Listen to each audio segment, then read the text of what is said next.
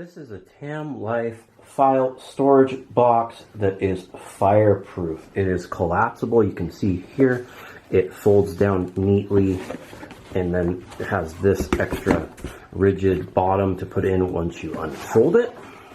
You put it there. It is folded down 15 3/4 inches across and a little over 12 inches this way, and about 2.5 inches tall.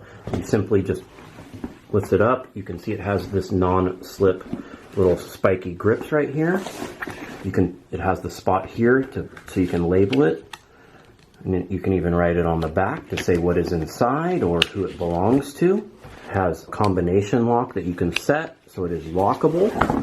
Simply put it upright, slide this in as such, with this pointing up so you can remove it later, which I didn't do the first time. It's made it much harder.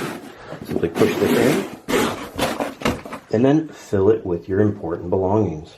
You can see all of our important files going into the storage box.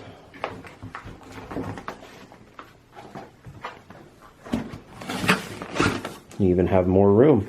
It has a nice zipper on it.